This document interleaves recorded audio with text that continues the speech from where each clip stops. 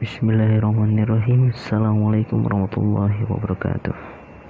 Sini saya akan rangkum hadis hasan, yaitu secara etimologi al-hadis hasan adalah sifat umum dari kata al-husnu yang berarti keindahan. Secara terminologi, hadis hasan berada di pertengahan hadis, yaitu hadis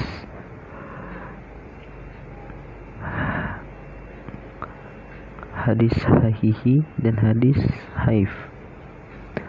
Hadis hasan itu lijatihi adalah hadis yang sanadnya sambung diriwayatkan oleh rijal, hadis yang adil namun sempurnanya tidak bertentangan dengan hadis yang diriwayatkan oleh rijal. Berikutnya syarat-syaratnya itu: 1. Ada sanad lain satu atau lebih sederajat yang lebih kuat. Sanad ifanya adalah bukan karena sebagai berikut, yaitu al-kazib, bohong, muttahamu bi kazib, dianggap berbohong, makrul hadis,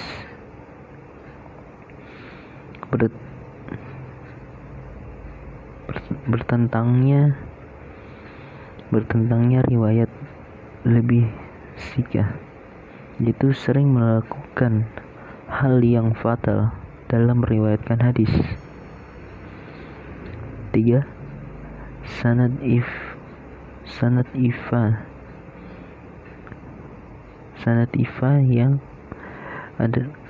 ifa adalah disebabkan karena sebagai berikut, yaitu soal buruknya hafalannya.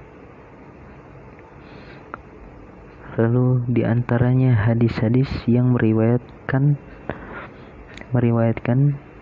tidak dikenal identitasnya, lalu menyamarkan sanad, seperti menyamarkan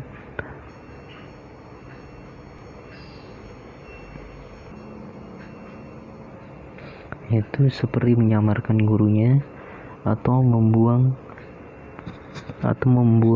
kerijal hadis yang ada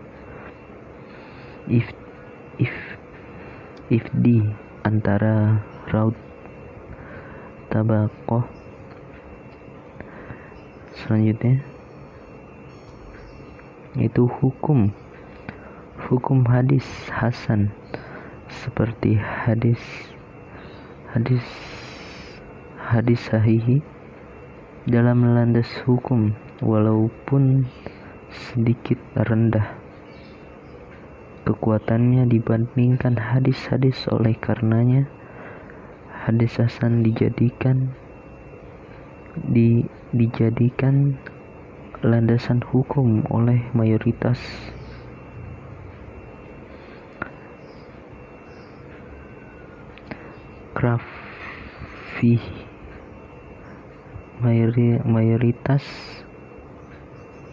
para krafi dan para mayoritas fikih dan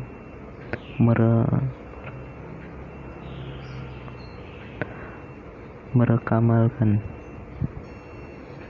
Selanjutnya itu rangkuman hadis hasan.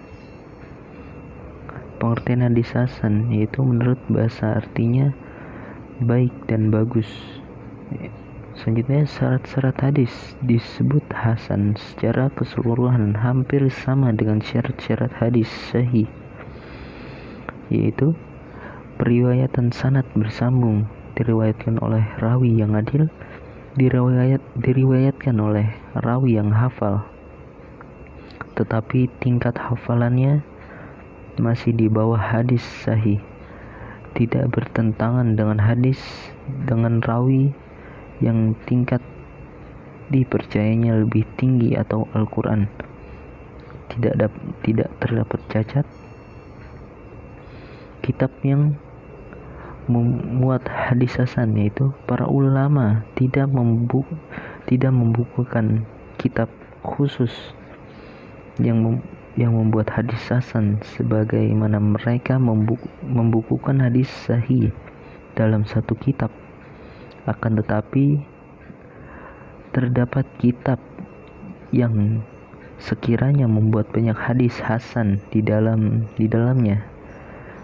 Di antaranya itu kitab Jami Al-Tirmizi yang terkenal dengan nama Sunan Al-Tirmizi. Kitab ini merupakan sumber pengetahuan tentang hadis hasan. Yang kedua, hadis Abi Daud,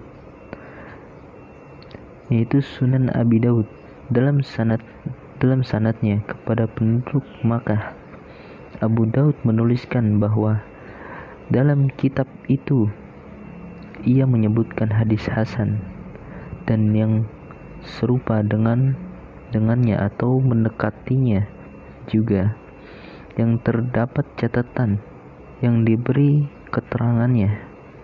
Yang ketiga, Sunan Ad-Daruqutni. Mungkin cukup sekian. Wassalamualaikum warahmatullahi wabarakatuh.